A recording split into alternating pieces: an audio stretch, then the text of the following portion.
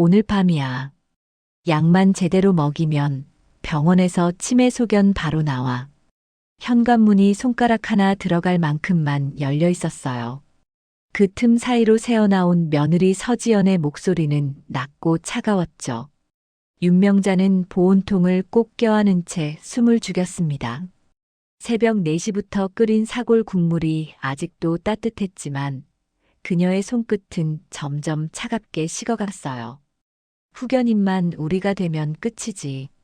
지분이랑 상표권부터 넘기게 만들고. 이번엔 장인의 목소리였습니다. 더 노골적이고 더 서늘했죠.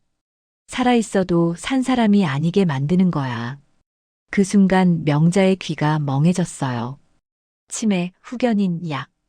이건 가족이 쓰는 언어가 아니었습니다. 사냥꾼이 먹잇감을 앞에 두고 나누는 대화였죠. 당장 문을 박차고 들어가 소리라도 지르고 싶었지만 명자는 그러지 못했어요. 증거 없이 나서면 자신이 바로 망상에 빠진 노인이 될 게 뻔했으니까요. 복도는 고요했습니다. 멀리서 엘리베이터 오르는 소리만 희미하게 들렸어요. 명자는 천천히, 아주 천천히 뒤를 돌았습니다. 가슴은 터질 듯 뛰었지만 머리는 차갑게 식어가고 있었죠. 그녀는 생각했어요. 지금은 싸울 때가 아니야. 살아남아야 해. 윤명자는 원래 싸우는 사람이 아니었습니다. 28, 남편을 잃고 갓난아기를 품에 안았을 때도 그녀는 울지 않았어요. 대신 다음 날 아침 시장에 나가 국밥 한 그릇에 1,000원을 받으며 하루를 시작했죠. 손님이 국물이 싱겁다고 면박을 줘도, 아이가 열이나 병원에 가야 할 때도 그녀는 그저 묵묵히 앞으로 나아갔습니다. 돈은 흘러가는 거고 남는 건 사람이에요. 명자가 입버릇처럼 하던 말이었어요.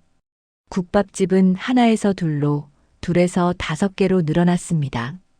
20해가 흐르자 프랜차이즈가 됐고 30해가 지나자 지역 내에서 모르는 사람이 없는 브랜드가 됐죠. 하지만 명자는 변하지 않았어요. 본점 주방에서 여전히 사골을 끓이고 직원들 밥을 챙기고 새벽 4시면 일어나 국물 간을 보는 사람이었죠. 아들 정우는 그런 엄마를 자랑스러워했습니다. 초등학교 때는 친구들에게 우리 엄마 국밥집 사장님이야 라고 떠벌리고 다녔고, 대학 졸업할 때는 명자 손을 꼭 잡으며 말했죠. 엄마, 제가 이제 엄마 일 도와드릴게요. 하지만 결혼 후 모든 게 달라졌어요.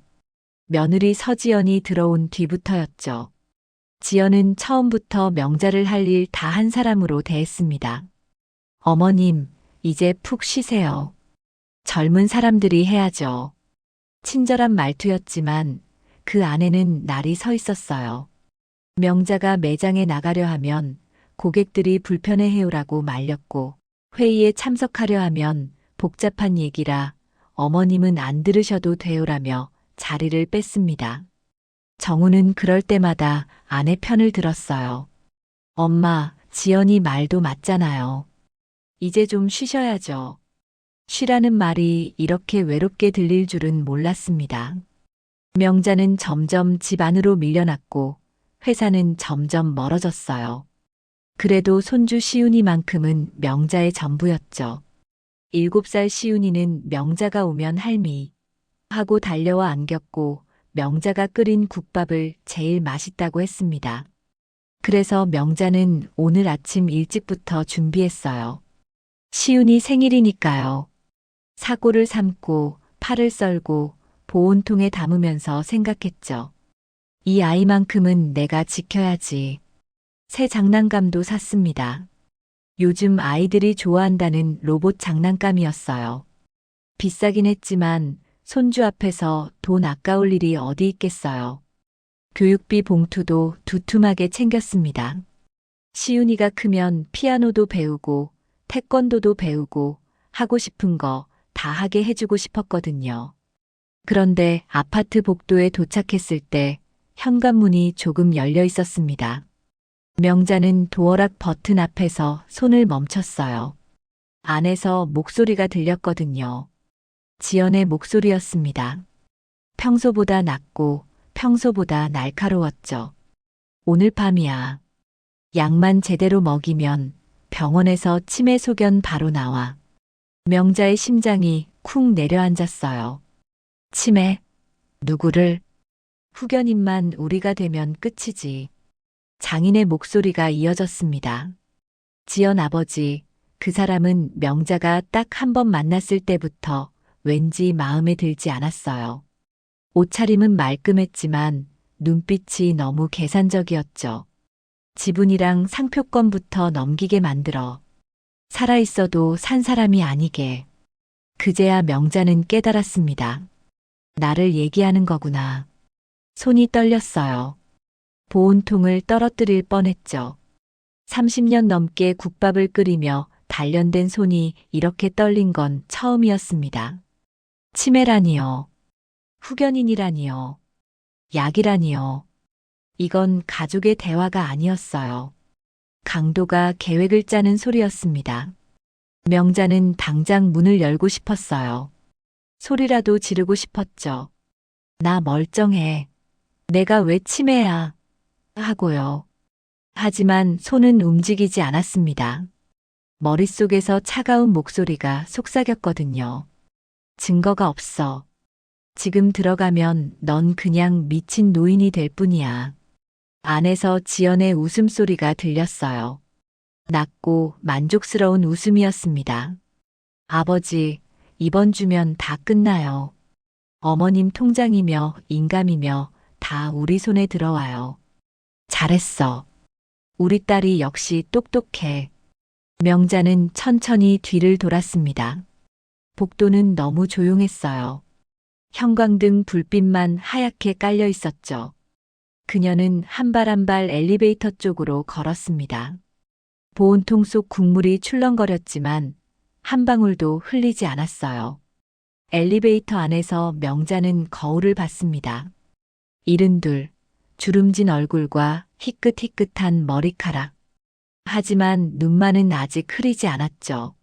살아남아야 해. 그래야 싸울 수 있어. 집으로 돌아오는 길은 멀게 느껴졌습니다. 명자는 현관문을 열고 불을 켰어요. 비어있는 집이었습니다. 남편이 죽고 아들이 나간 뒤로 이 집엔 명자 혼자였죠. 보온통을 식탁에 내려놓고 장난감 상자를 구석에 밀어뒀습니다. 그리고 앉았어요. 한참을 그렇게 앉아 있었죠. 생각이 꼬리에 꼬리를 물었습니다. 내가 뭘 잘못했을까? 아들을 너무 믿었을까? 며느리를 너무 쉽게 받아들였을까? 하지만 후회는 답이 아니었어요. 지금 필요한 건 후회가 아니라 계획이었습니다. 명자는 휴대폰을 꺼냈어요. 연락처를 천천히 내렸죠. 오래된 이름들이 줄지어 있었습니다.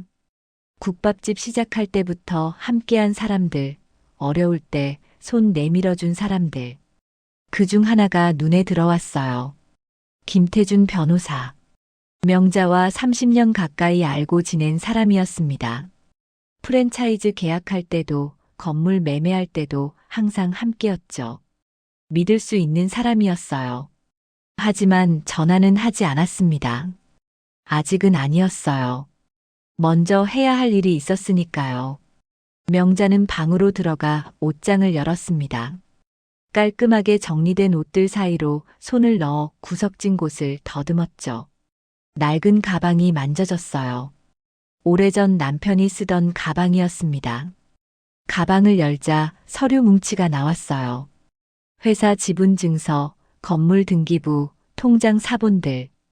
명자는 모든 걸 꺼내 책상 위에 펼쳤습니다. 내가 가진 게 뭐지? 그들이 노리는 게 뭐지? 하나하나 확인했어요. 회사 지분 60%, 본점 건물 소유권, 상표권, 그리고 통장 잔고. 이게 다 내 목숨값이구나. 명자는 쓴웃음을 지었습니다. 30년 동안 악착같이 모은 게 이제는 자신을 죽이려는 칼이 될 거라니요. 하지만 포기할 순 없었어요. 그날 밤 명자는 잠을 이루지 못했습니다. 창밖으로 달이 밝았어요. 차가운 겨울 달이었죠. 명자는 이불을 덮고 누워 천장을 바라봤습니다. 머릿속에선 계속 그 대화가 맴돌았어요. 약만 제대로 먹이면, 후견인만 우리가 되면, 살아있어도 산 사람이 아니게. 오싹했어요. 등골이 서늘했습니다. 자식이, 며느리가 이런 말을 할 수 있다는 게 믿기지 않았죠. 사기당했어. 다 날렸어. 명자의 목소리는 떨렸지만 지연의 눈은 흔들리지 않았어요. 아니, 오히려 더 차갑게 빛났죠. 현관문을 활짝 열어젖힌 지연은 명자를 위아래로 훑어봤습니다. 낡은 패딩, 헝클어진 머리, 빈손. 어머님, 진짜요? 정말 다요? 명자는 고개를 끄덕였어요. 그러자 지연은 미소를 지었습니다. 입꼬리만 올라간, 눈은 웃지 않는 그런 미소였죠. 들어오세요. 어머, 이게 무슨 일이세요? 친절한 척하는 목소리였지만 명자는 알아챘어요. 저 목소리 안에 숨겨진 안도와 기대를요. 지연은 이미 계산하고 있었습니다. 이제 치매 연기 안 해도 되겠네. 알아서 망했으니까. 거실로 들어서자마자 지연이 말했어요. 어머님, 가방 좀 볼게요. 혹시 귀중품이라도 남은 게 있나 확인해야죠. 말은 그렇게 했지만 손은 이미 명자의 어깨에서 가방을 빼앗고 있었습니다. 명자는 저항하지 않았어요. 대신 조용히 지켜봤죠. 지연이 가방을 뒤지는 모습을요. 낡은 지갑, 버스카드, 돋보기. 그게 전부였어요. 주머니는요? 지연의 목소리가 날카로워졌습니다. 명자는 패딩 주머니를 뒤집어 보였어요. 휴지 몇 장과 사탕 하나가 떨어졌죠. 지연의 얼굴에 실망이 스쳤지만 곧 다른 표정으로 바뀌었습니다. 만족. 그리고 경멸. 아이고, 어머님. 그래도 우리가 있잖아요. 지연은 명자의 팔을 잡았어요. 힘이 들어간 손이었죠. 끌려가듯 베란다로 향할 때 명자는 거실을 둘러봤습니다. 손주 시윤이는 보이지 않았어요. 유치원에 간 걸까요? 다행이었습니다. 이 모습을 보면 안 될 테니까요. 베란다 문이 열렸어요. 여기서 좀 계세요. 방 정리할 때까지만요. 쾅. 문이 닫혔습니다. 그리고 자물쇠 채우는 소리가 들렸어요. 베란다 안쪽에서 걸 수 있는 자물쇠였죠. 명자는 유리문 너머로 지연의 뒷모습을 봤습니다. 휴대폰을 꺼내 누군가에게 전화하는 모습이었어요. 베란다는 추웠습니다. 난방이 꺼져 있었거든요. 바닥에는 신문지 몇 장이 구겨져 있었고 구석엔 빨래 건조대가 쓰러져 있었어요. 명자는 천천히 앉았습니다. 무릎이 시큰거렸지만 참았죠.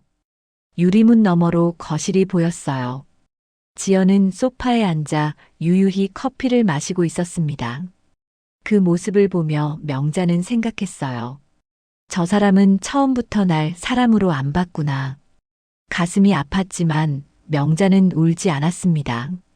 울면 안 된다는 걸 알았거든요. 지금 눈물은 사치였어요. 살아남기 위해선 머리가 차가워야 했으니까요. 1시간쯤 지났을까요? 베란다 유리에 김이 서렸습니다. 명자의 입김이었어요. 바깥 기온은 영하였고 베란다는 그보다 조금 나을 뿐이었죠. 손이 시렸어요. 명자는 패딩 주머니에 손을 넣었습니다. 그리고 작은 종이 쪽지를 만졌죠. 아침에 급하게 적어온 변호사 전화번호였어요. 하지만 휴대폰은 지연이 이미 빼앗았습니다. 조금만 기다려.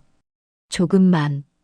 저녁 6시쯤 현관문 열리는 소리가 들렸어요. 다녀왔습니다. 아들 정우의 목소리였습니다. 명자의 심장이 쿵 뛰었어요. 반가움보다는 두려움이었죠. 아들이 자신을 어떻게 대할지 알 수 없었거든요. 거실에서 지연의 목소리가 들렸어요. 여보, 어머님 오셨어. 엄마가 어디 계세요? 정우가 주위를 둘러보는 기척이 느껴졌어요. 명자는 유리문에 손을 댔습니다. 여보. 지연의 목소리가 낮아졌어요. 베란다에 계셔. 큰일 났어. 뭐가요? 사기당하셨대. 전 재산 다 날리셨어.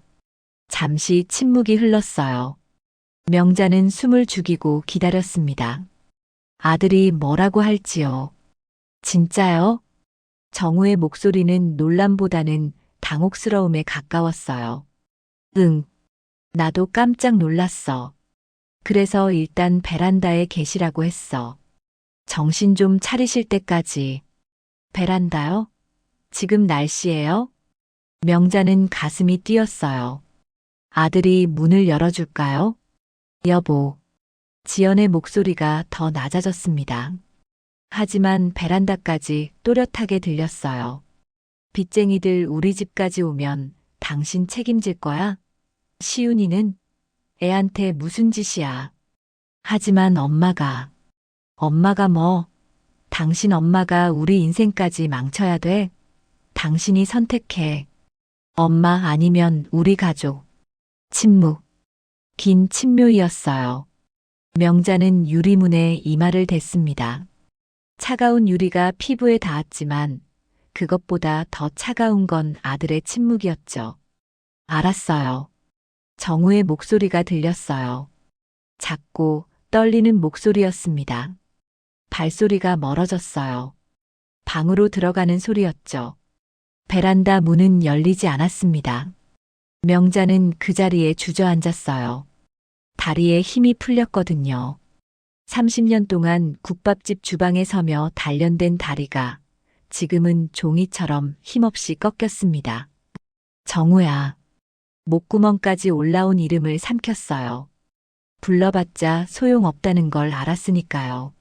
아들은 이미 선택했습니다. 엄마가 아니라 아내를요. 돈을 잃은 것보다 아들의 외면이 더 아팠어요. 명자는 그제야 깨달았습니다.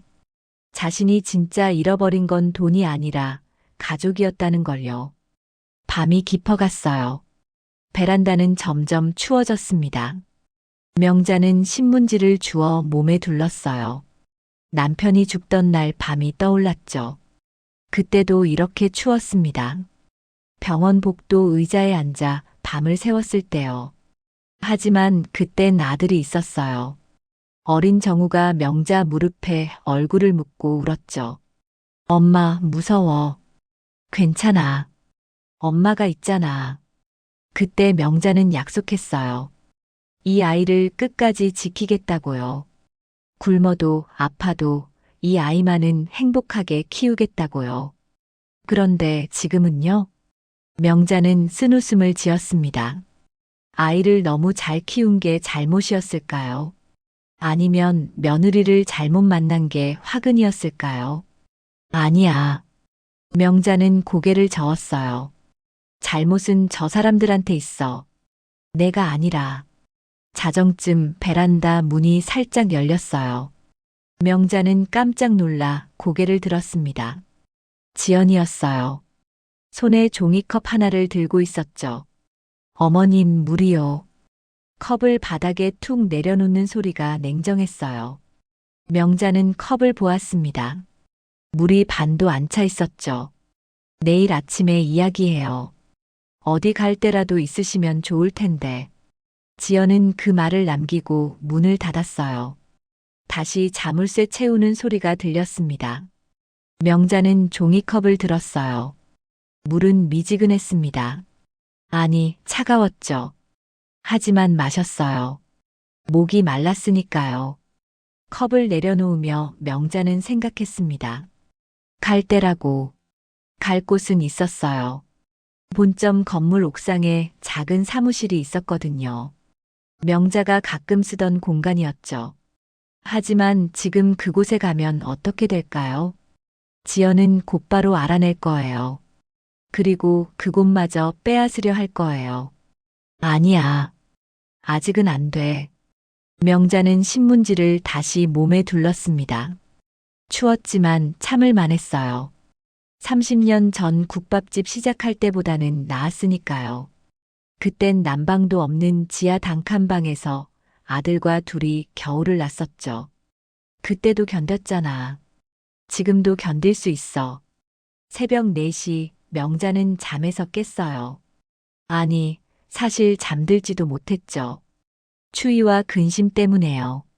거실에서 불빛이 새어나왔습니다. 누군가 깨어 있었어요. 명자는 조용히 유리문에 다가갔습니다. 지연이 소파에 앉아 노트북을 보고 있었어요. 화면에는 뭔가 서류 같은 게 떠 있었죠. 명자는 눈을 가늘게 뜨고 들여다봤습니다.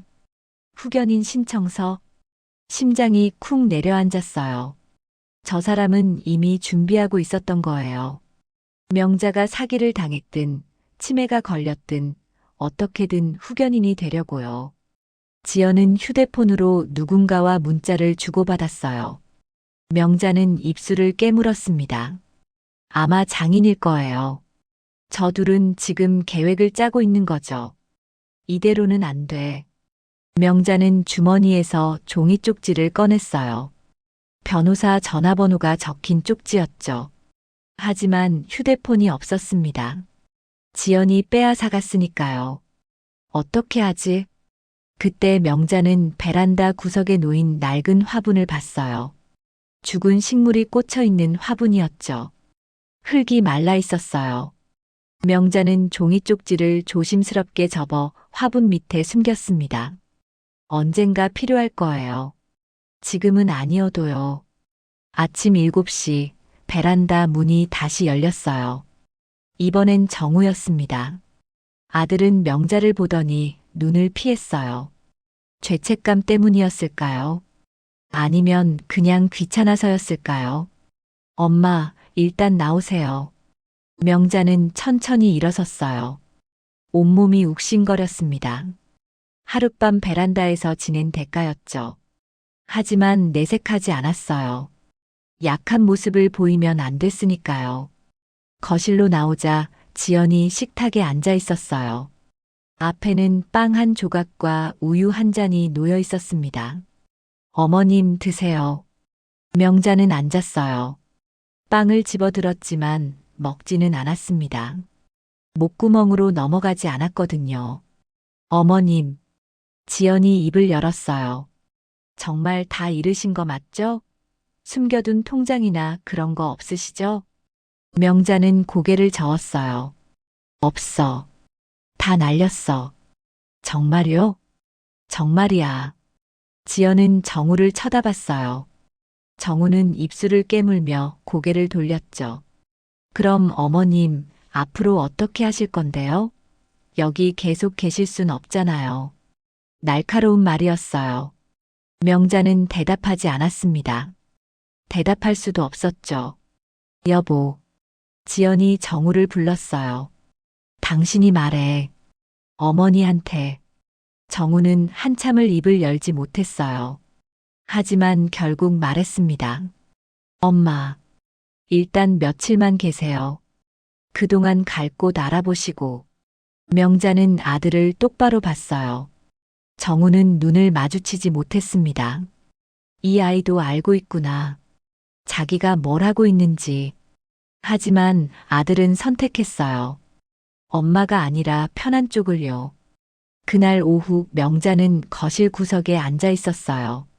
지연은 명자를 완전히 무시했습니다. 청소를 하면서도 요리를 하면서도 명자가 투명 인간인 것처럼 대했죠. 정우는 회사에 갔고 시윤이는 유치원에서 돌아오지 않았어요. 명자는 생각했습니다. 어떻게 해야 하지? 어떻게 살아남지? 그때 현관 초인종이 울렸어요. 지연이 문을 열자 낯선 남자가 서 있었습니다. 정장을 입은 남자였어요. 실례합니다. 윤명자 사장님 계신가요? 명자는 귀를 쫑긋 세웠어요. 누구세요? 지연의 목소리가 경계심으로 사흘째 아침 명자는 베란다에서 깨어났어요. 아니, 깨어났다기보다는 잠들지 못한 채 새벽을 맞이한 거였죠. 온몸이 얼어붙은 것 같았습니다. 손가락을 움직이려 해도 뻣뻣했어요. 명자는 천천히 몸을 일으켰습니다. 유리문 너머로 거실이 보였어요. 따뜻한 불빛, 부드러운 소파, 그리고 그곳에서 평화롭게 아침을 맞이하는 사람들. 저게 내 아들이고 저게 내 손주인데. 명자는 쓴웃음을 지었어요. 유리 하나를 사이에 두고 세상이 이렇게 다를 수 있다니요. 거실에서 지연이 일어났습니다. 스트레칭을 하고 하품을 하고 커피를 내리더니 휴대폰을 들었어요. 누군가와 통화를 시작했죠. 목소리는 들리지 않았지만 입모양으로 짐작할 수 있었습니다. 아버지. 지연은 웃으며 고개를 끄덕였어요. 뭔가 좋은 소식을 들은 표정이었죠. 통화가 끝나자 지연은 베란다 쪽을 흘끗 봤습니다. 그 눈빛이 명자를 관통했어요. 차갑고 계산적이고 승리를 확신하는 눈빛이었죠. 오전 10시쯤 베란다 문이 열렸어요. 어머님 나오세요. 지연의 목소리는 친절했지만 명자는 그 안에 숨겨진 걸 알았습니다. 이건 배려가 아니라 다음 단계를 위한 준비였어요. 명자는 비틀거리며 일어났습니다. 다리에 힘이 없었거든요. 거실로 나오자 식탁에 음식이 차려져 있었어요. 미역국, 밥, 반찬 몇 가지. 얼핏 보면 정성스러운 아침상이었죠. 드세요, 어머님. 많이 힘드셨죠? 명자는 앉았어요. 숟가락을 들었지만 손이 떨렸습니다. 추위 때문인지 긴장 때문인지 알 수 없었죠. 미역국을 한 입 떠먹었을 때 명자는 멈칫했어요. 맛이 이상했어요. 짜기만 한 게 아니라 뭔가 쓴맛이 섞여 있었습니다. 명자는 숟가락을 내려놓고 지연을 봤어요. 지연은 싱크대에서 설거지를 하는 척하며 슬쩍슬쩍 이쪽을 보고 있었죠. 또 뭔가 탔구나. 명자는 국그릇을 밀어냈어요. 입맛이 없네. 어머님, 그래도 드셔야죠. 기운 없으시잖아요. 지연이 다가와 국그릇을 다시 밀어줬어요. 강요하는 손길이었습니다. 조금이라도 드세요. 제가 정성껏 끓였어요. 명자는 숟가락을 들었어요. 하지만 입에 가져가는 척만 했죠. 그리고 지연이 고개를 돌린 틈에 냅킨에 뱉어냈습니다. 30년 장사하며 익힌 솜씨였어요. 손님 눈치 보며 상한 음식 처리하던 그 기술이 지금 자신을 살렸죠. 다 드셨네요, 어머님. 역시 제국 솜씨가 괜찮죠? 지연은 만족스럽게 웃으며 그릇을 치웠어요. 명자는 대답하지 않았습니다. 대신 조용히 지켜봤죠. 지연이 그릇을 설거지하면서 휴대폰으로 또 누군가에게 문자를 보내는 거려. 오후가 되자 명자는 화장실에 갔어요. 거울 속 자신의 얼굴을 봤습니다. 핏기 없는 얼굴, 푹 꺼진 눈, 헝클어진 머리. 정말로 망가진 노인의 모습이었어요. 명자는 수도꼭지를 틀어 찬물로 얼굴을 씻었습니다. 차가운 물이 정신을 번쩍 들게 했죠. 정신 차려. 아직 안 끝났어. 명자는 호주머니에서 작은 종이를 꺼냈어요. 화분 밑에 숨겨뒀던 변호사 전화번호였습니다. 오늘 아침 베란다에서 몰래 꺼내온 거였죠. 휴대폰이 필요했어요. 하지만 어떡해요? 그때 화장실 문 밖에서 소리가 들렸습니다. 어머님, 괜찮으세요? 지연의 목소리였어요. 감시하는 거였죠.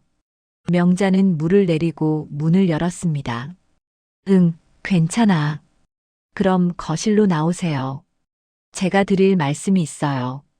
거실 소파에 앉자 지연이 서류 몇 장을 내밀었어요. 어머님, 이거 좀 보세요. 명자는 서류를 받았습니다. 글씨가 빽빽했지만 제목만큼은 또렷했어요. 성년후견인 신청서. 명자의 손이 떨렸어요. 이게 뭐니? 어머님을 위한 거예요. 지금 어머님 혼자서는 재산 관리도 못 하시잖아요. 사기도 당하시고. 이러다 더 큰일 나면 어떡해요.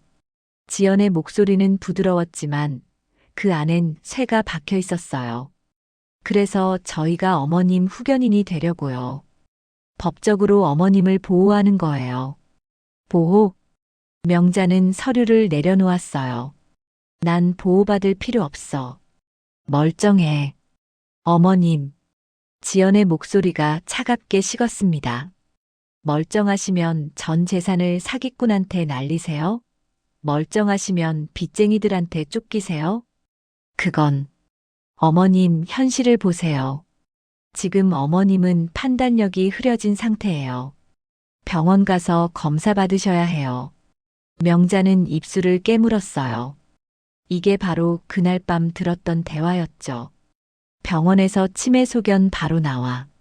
저들은 이미 다 계획해뒀던 거예요. 싫어. 명자는 서류를 밀어냈습니다. 난 안 가. 병원도 안 가고 후견인도 필요 없어. 지연의 얼굴이 굳어졌어요. 어머님, 이건 어머님 선택이 아니에요. 가족으로서 우리가 해야 할 일이에요. 가족? 명자는 비웃었어요. 가족이 가족을 베란다에 가둬? 가족이 가족한테 이상한 약을 먹여? 순간 지연의 표정이 변했습니다. 놀람, 당황, 그리고 분노가 스쳐 지나갔죠.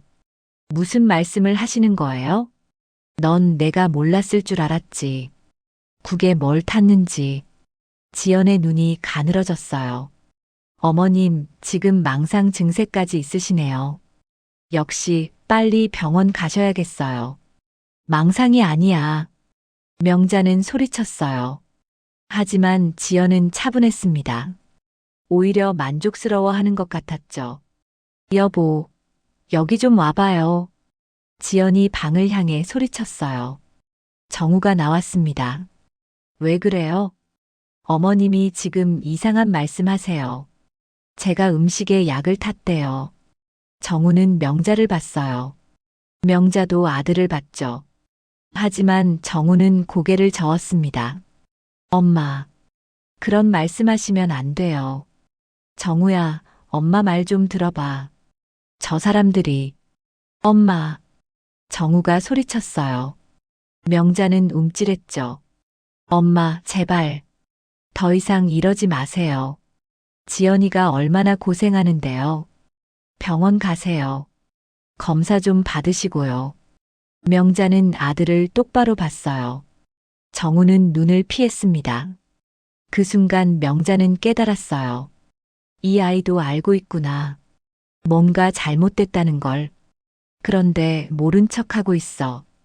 가슴이 무너졌어요. 하지만 명자는 울지 않았습니다. 대신 고개를 끄덕였죠. 알았어. 병원 가볼게. 지연이 웃었어요.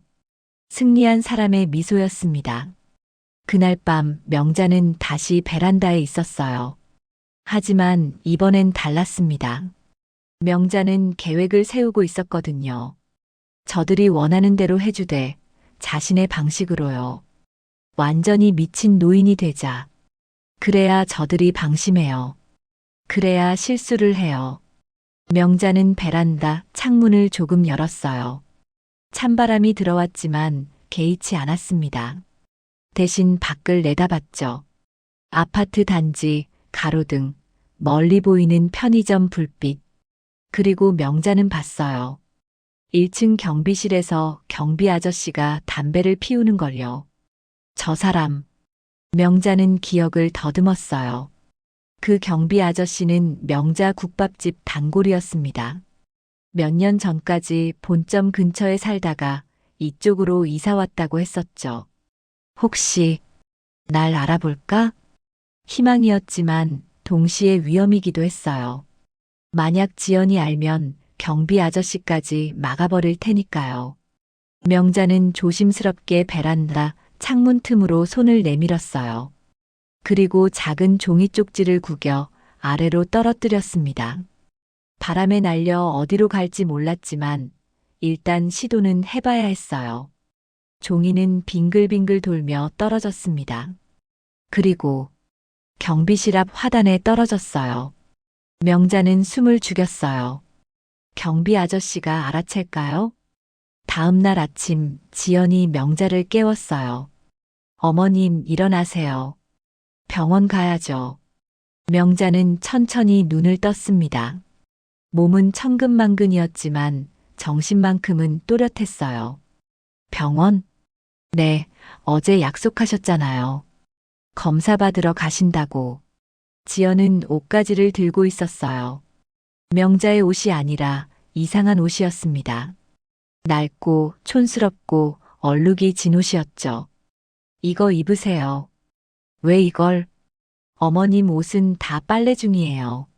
일단 이거라도 입으세요. 거짓말이었어요. 명자는 알았죠. 저들은 명자를 더 초라하게, 더 정신없어 보이게 만들려는 거였습니다. 병원에서 치매 진단받기 쉽게요.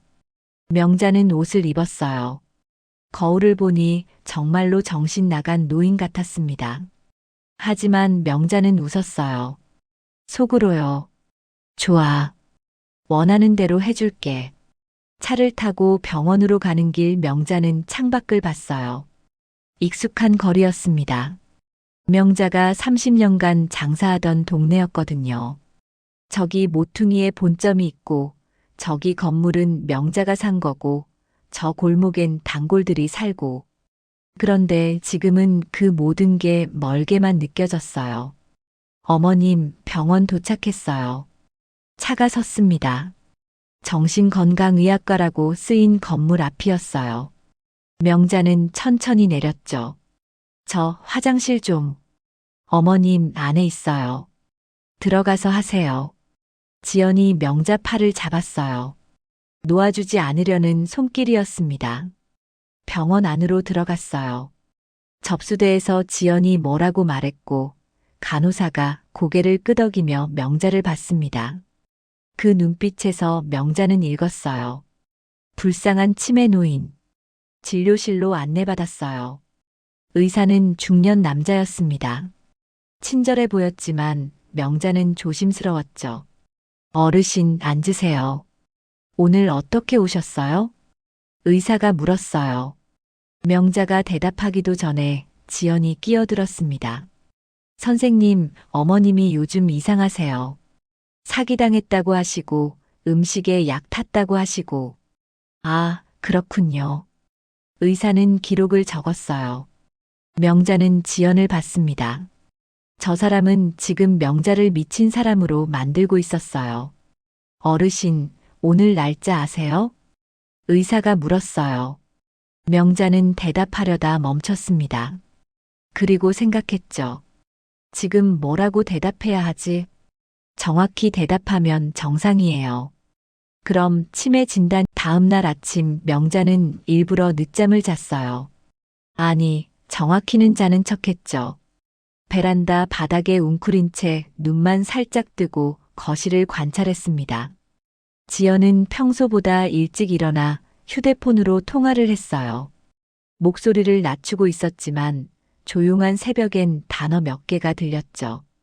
오늘, 준비, 이송. 명자의 심장이 쿵 내려앉았어요. 이송이라니. 어디로요? 아마 정신병원이겠죠. 강제로 입원시키려는 거예요. 빨리 움직여야 해. 명자는 조용히 일어나 화분 흙을 조금 파헤쳤어요. 숨겨둔 휴대폰을 꺼내 켰습니다. 배터리가 20%밖에 안 남았더군요. 변호사에게 짧은 문자를 보냈어요. 오늘 위험. 준비하세요. 전송 확인 후 다시 끄고 숨겼습니다. 그리고 명자는 결심했어요. 오늘은 완전히 미쳐버린 노인이 되기로요. 오전 9시 베란다 문이 열렸어요. 어머님 일어나세요. 지연의 목소리는 평소보다 더 차가웠습니다. 명자는 비틀거리며 일어났어요. 일부러 더 비틀거렸죠. 여기가 어디지? 거실이에요, 어머님. 아침 드세요. 식탁에 죽 한 그릇이 놓여 있었어요. 명자는 앉았습니다. 숟가락을 들여다 말고 멍하니 허공을 봤죠. 어머님? 응. 명자는 지연을 봤어요. 그리고 갑자기 소리쳤습니다. 당신 누구야? 우리 집에서 뭐 하는 거야? 지연이 움찔했어요. 하지만 곧 만족스러운 미소를 지었죠. 어머님, 저예요. 며느리 지연이요. 며느리? 우리 정우 결혼했어? 명자는 일부러 어리둥절한 표정을 지었어요. 지연의 눈이 반짝였습니다. 네, 오래전에요. 손주도 있어요. 손주? 명자는 주위를 둘러봤어요. 그리고 갑자기 일어나 방으로 향했습니다. 시윤아, 시윤아. 어머님, 시윤이는 유치원 갔어요. 명자는 지연의 옷장을 열었어요. 옷들을 마구 꺼내기 시작했죠. 어디 있어? 우리 손주 어디 있냐고. 어머님, 그만하세요. 지연이 달려왔지만 명자는 멈추지 않았어요. 립스틱을 집어들고 거울에 마구 그었습니다. 그리고 자기 얼굴에도 문질렀죠. 예뻐야 해. 손주 보러 가야 하는데. 지연은 한 발짝 물러섰어요. 명자를 보는 눈빛이 변했습니다. 연민도 걱정도 없었어요. 오로지 계산과 확신뿐이었죠. 됐어. 지연은 휴대폰을 꺼내 전화를 걸었어요. 아버지, 지금 오세요. 어머님 상태가 심각해요. 1시간 후 초인종이 울렸어요. 명자는 거실 바닥에 앉아 냉장고에서 꺼낸 크림을 먹는 척하고 있었습니다. 입 주위에 크림을 묻히고 머리는 헝클고 옷은 거꾸로 입었죠. 문이 열리자 낯선 남자 둘이 들어왔어요. 정장을 입었지만 눈빛이 험했습니다. 명자는 그들을 보자마자 알았어요. 이송업체, 정신병원에 환자를 강제로 데려가는 사람들이었죠. 여기 계시네요. 한 남자가 명자에게 다가왔어요. 명자는 국자를 들어 휘둘렀습니다. 가까이 오지 마. 도둑이야. 어머님, 진정하세요.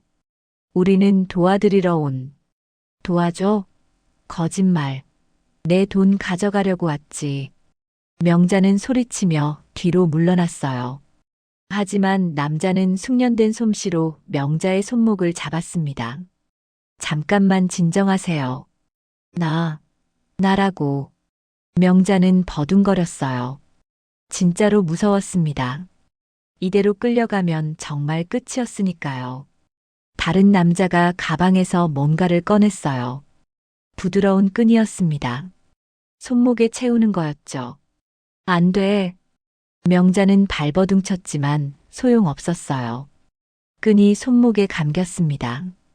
꽉 조이진 않았지만 벗어날 수 없었죠. 이송 갑니다. 남자가 지연에게 말했어요.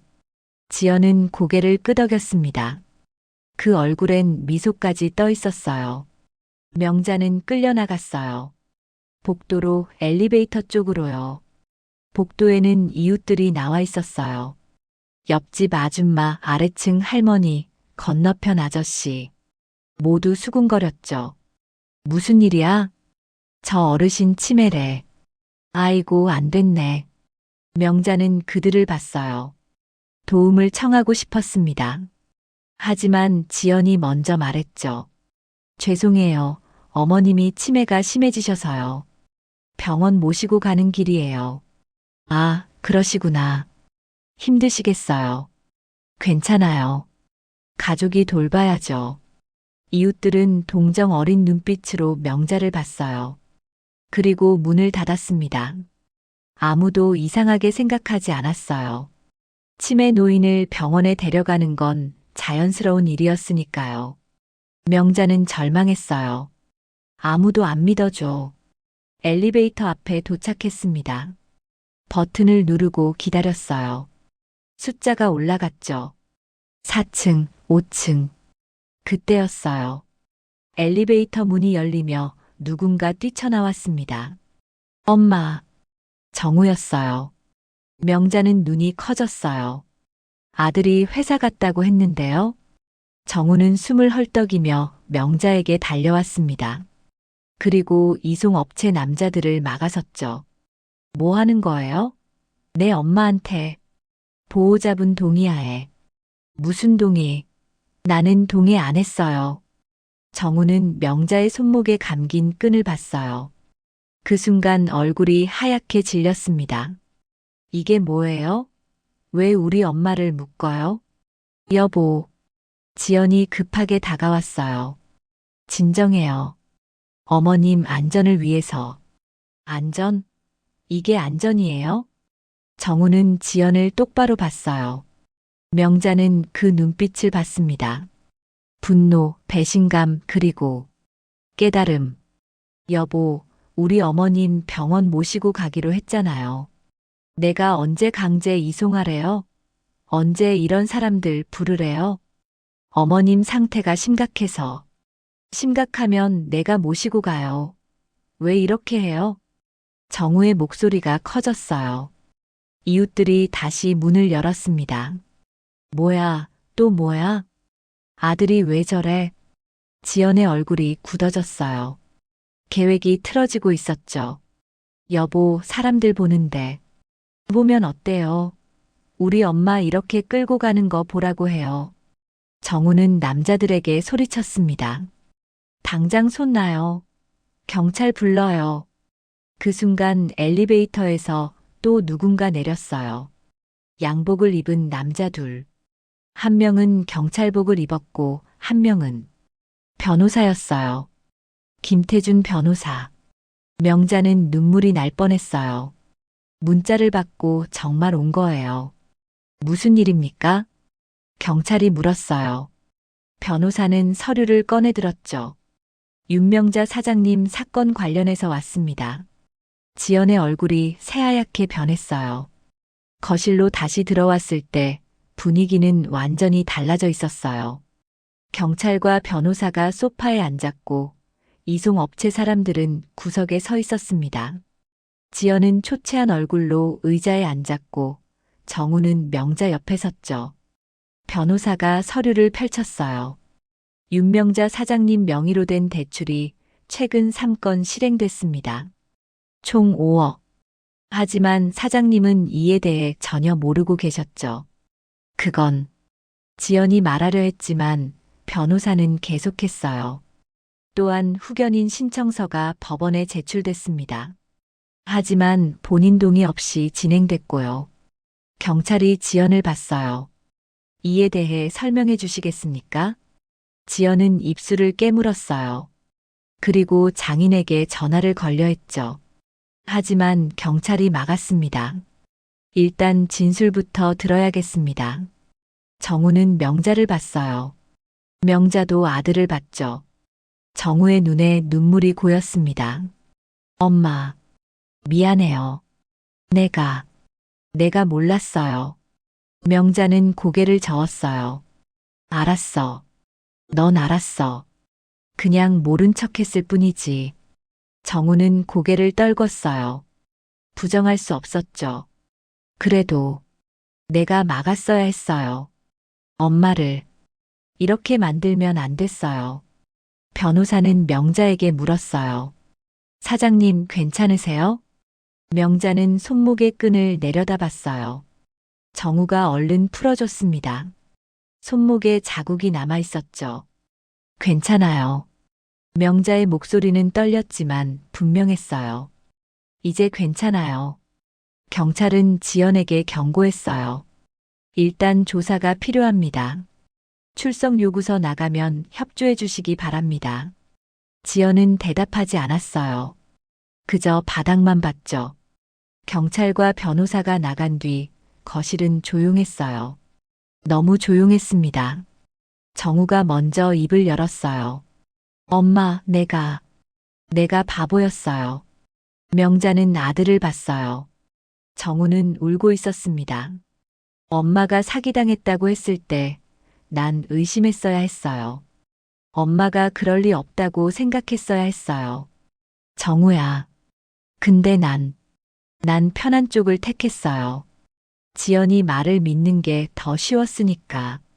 엄마 편 들면 집안이 시끄러워질까봐. 난 비겁했어요. 명자는 아들의 어깨에 손을 얹었어요. 이제 알았으면 됐어. 엄마, 사람은 실수해. 중요한 건 깨닫는 거야. 정우는 명자를 꼭 안았어요. 명자도 아들을 안았습니다.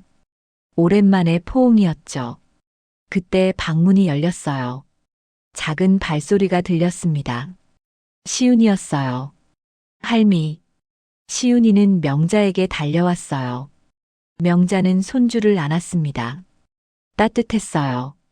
이렇게 따뜻한 온기가 그리웠구나 싶었죠. 할미 괜찮아? 응, 할미 괜찮아. 시윤이는 명자 얼굴에 립스틱 자국을 봤어요.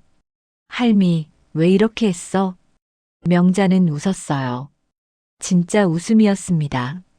할미가 좀 장난쳤어. 그날 밤 지연은 짐을 쌌어요. 정우가 말했죠. 나가줘. 내일까지. 지연은 대꾸하지 않았어요. 그저 묵묵히 옷을 개고 가방에 넣고 문을 나갔습니다. 현관문이 닫히는 소리가 작았어요. 하지만 그 의미는 컸죠. 명자는 베란다에 서 있었어요. 이번엔 문이 열려 있었습니다. 자유롭게 들락날락할 수 있었죠. 정우가 다가왔어요. 엄마 안 추워요? 괜찮아. 바람 좀 쐬고 싶어서. 정우는 명자 옆에 섰습니다. 두 달이 흘렀어요. 명자는 본점 주방에 서 있었습니다. 새벽 4시, 여전히 어두운 시간이었죠. 하지만 주방엔 불이 켜져 있었어요. 사골을 끓이는 냄새가 가득했습니다. 엄마, 이 정도면 됐어요? 정우가 국자를 들고 물었어요. 명자는 국물을 한 모금 떠먹어 봤습니다. 조금 더. 간이 아직 약해. 알겠습니다. 정우는 소금을 조금 더 넣었어요. 손놀림이 서툴렀지만 진지했습니다. 명자는 그 모습을 보며 생각했어요. 이 아이도 이제 배우고 있구나. 2달 전만 해도 정우는 주방에 들어올 줄 몰랐어요. 회사 일만 하던 사람이었죠. 하지만 지금은 매일 새벽 엄마와 함께 이곳에 나왔습니다. 국밥을 끓이고 재료를 손질하고 바닥을 닦았어요. 엄마. 응? 이거. 생각보다 어렵네요. 정우는 쓴웃음을 지었어요. 전 엄마가 하시는 거 보면서 쉬운 줄 알았어요. 그냥 끓이기만 하면 되는 줄요. 명자는 고개를 저었어요. 장사는 원래 그래. 쉬워 보이지만 실은 어려워. 특히 사람 마음을 얻는 건 더 어렵지. 그래서 엄마가 30년 동안 한 거구나. 정우는 엄마를 봤어요. 명자는 여전히 국물을 저으며 간을 봤습니다. 그 뒷모습이 정우에겐 새롭게 보였어요. 엄마가 이렇게 대단한 사람이었구나. 아침 6시 손님들이 들어오기 시작했어요. 사장님, 오랜만이에요. 단골 아저씨가 반갑게 인사했어요. 명자는 웃으며 대답했습니다. 어서 오세요. 오늘 국물 잘 우러났어요. 그럼 그거로 주세요. 명자는 국밥을 담았어요. 정우가 옆에서 배웠습니다. 밥 담는 양, 고기 올리는 법, 국물 붓는 속도. 하나하나가 기술이었어요. 아들 데리고 나오셨네요? 네, 이제 같이 일해요. 잘하셨어요. 가족이 함께 하는 게 최고지. 손님은 국밥을 먹으며 만족스러워 했어요. 정우는 그 모습을 보며 뿌듯했습니다. 이게 엄마가 지켜온 거구나. 돈이 아니라 사람이었어요. 매일 찾아오는 손님들, 따뜻한 한 그릇을 나누는 순간들. 그게 진짜 재산이었던 거죠. 오전 10시쯤 변호사에게서 전화가 왔어요. 사장님, 재판 날짜 잡혔습니다. 명자는 주방을 나와 조용한 곳으로 갔어요. 언제요? 다음 주 금요일입니다. 준비는 다 됐고요. 사장님만 출석하시면 됩니다. 지연 씨는요? 변호사 선임했더군요. 아마 끝까지 다툴 것 같습니다. 명자는 한숨을 쉬었어요. 끝까지 간다는 게 쉬운 일은 아니었죠. 하지만 필요한 일이었어요. 알겠습니다. 그날 가겠습니다. 전화를 끊고 명자는 주방으로 돌아왔어요. 정우가 설거지를 하고 있었습니다. 정우야. 네, 엄마. 다음 주 금요일에 재판 있어. 너도 같이 갈래? 정우는 손을 멈췄어요. 그리고 고개를 끄덕였습니다. 네, 같이 갈게요. 힘들 텐데. 괜찮아요. 엄마 혼자 보내고 싶지 않아요. 명자는 아들 어깨를 토닥였어요. 이 아이가 정말 달라졌구나 싶었죠. 일주일이 빠르게 지나갔어요. 재판 당일 명자는 평소처럼 새벽에 일어나 주방에 나갔습니다. 정우도 함께였어요. 엄마, 오늘은 쉬셔야죠. 아니야. 일은 해야지. 하지만 재판은 오후야. 아침 장사는 할 수 있어. 명자는 평소처럼 국밥을 끓였어요. 손님을 받고 설거지하고 청소했습니다. 일상을 유지하는 게 중요했거든요. 오전 11시 가게를 정리하고 법원으로 향했어요. 법정은 차가웠어요. 딱딱한 의자, 높은 천장, 판사석. 명자는 그곳에 앉아 기다렸습니다. 지연이 들어왔어요.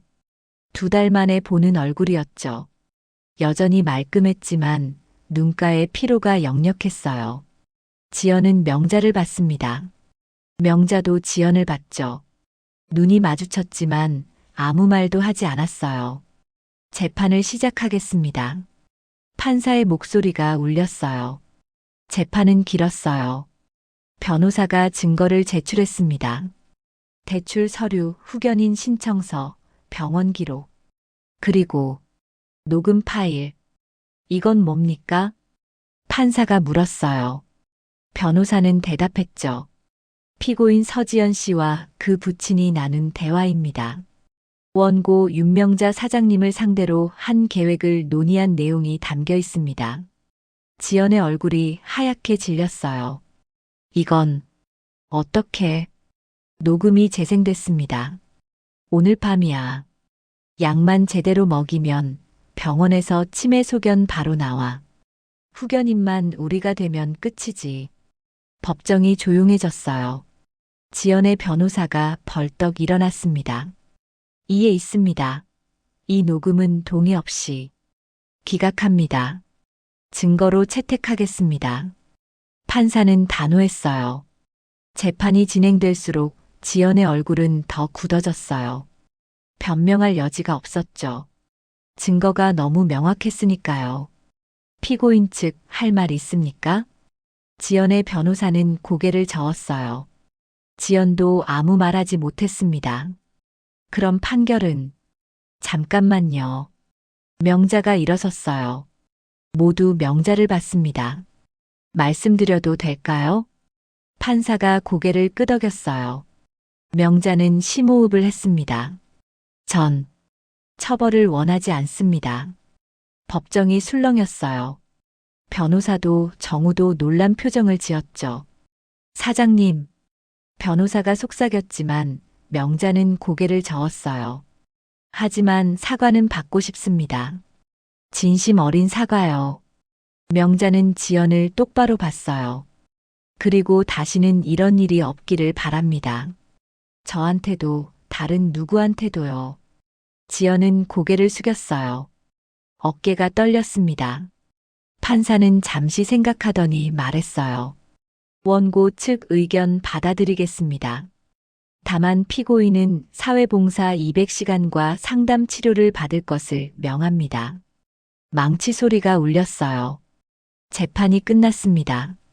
법정 밖에서 지연이 명자를 불렀어요. 어머님. 명자는 멈춰 섰어요. 돌아보지는 않았죠. 죄송합니다. 작은 목소리였어요. 명자는 천천히 돌아섰습니다. 지연은 고개를 숙인 채 서 있었어요. 눈물이 뺨을 타고 흘렀죠. 정말 죄송합니다.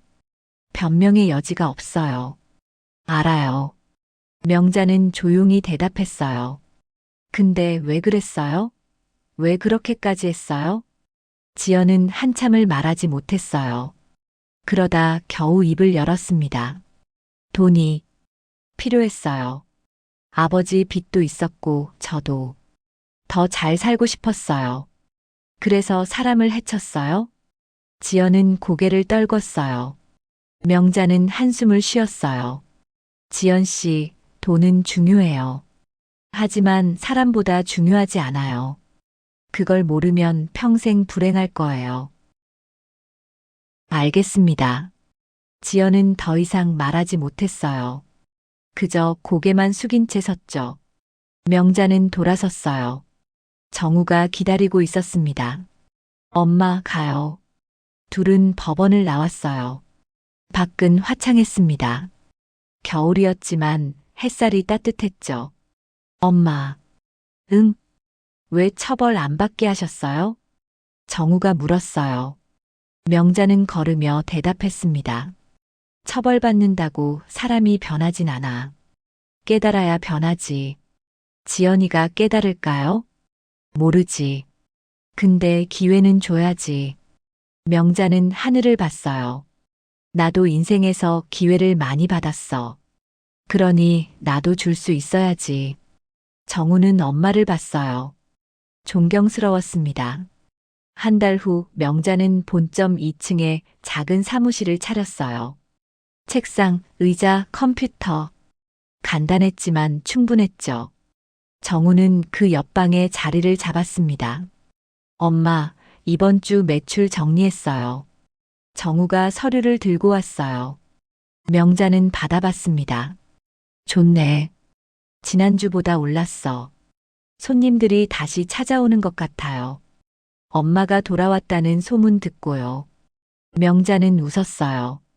소문이 무섭긴 하지. 근데 엄마, 응? 회사 확장은 안 하세요? 정우가 물었어요. 명자는 고개를 저었습니다. 천천히 가려고. 이번엔 욕심 부리지 않을 거야. 그럼 지점은요? 지점은 유지해. 근데 무리하게 늘리진 않아. 지금 있는 걸 잘 키우는 게 먼저야. 정우는 고개를 끄덕였어요. 알겠습니다. 명자는 창밖을 봤어요. 거리엔 사람들이 오갔습니다. 누군가는 출근하고, 누군가는 장을 보고, 누군가는 그냥 걷고 있었죠. 저 사람들 모두에게 이야기가 있겠지. 기쁨도 슬픔도 고민도. 명자처럼요. 정우야. 네. 너 요즘 어때? 마음이. 정우는 잠시 생각했어요. 솔직히, 아직 힘들어요. 밤에 잠 안 올 때도 있고요. 그럴 수 있지. 근데 엄마. 정우는 명자를 봤어요. 엄마랑 같이 일하면서 조금씩 괜찮아지는 것 같아요. 뭔가 의미 있는 일을 하고 있다는 느낌이 들어요. 명자는 미소 지었어요. 그거면 됐어. 의미를 찾는 게 중요한 거야. 저녁이 되자 시윤이가 왔어요. 할미, 아빠. 시윤이는 두 사람에게 달려왔어요. 명자는 손주를 안았습니다. 우리 시윤이 오늘 학교에서 뭐 했어? 발표했어. 우리 가족 이야기. 어머, 그래. 뭐라고 했는데? 시윤이는 신이 나서 말했어요. 우리 할머니는 안 무서운 척 했대요. 근데 사실 엄청 무서웠을 거예요. 명자는 멈칫했어요. 그런데 할머니가 우리 지켜줬대요. 그래서 우리가 지금 행복하대요. 시윤이는 환하게 웃었어요. 명자는 눈시울이 뜨거워졌습니다. 선생님이 할미 대단하시대요. 정우도 눈물이 글썽였어요. 명자는 시윤이를 꼭 안았습니다. 고마워, 시윤아. 왜요? 그냥 할미 손주로 태어나줘서. 그날 밤 셋은 함께 저녁을 먹었어요.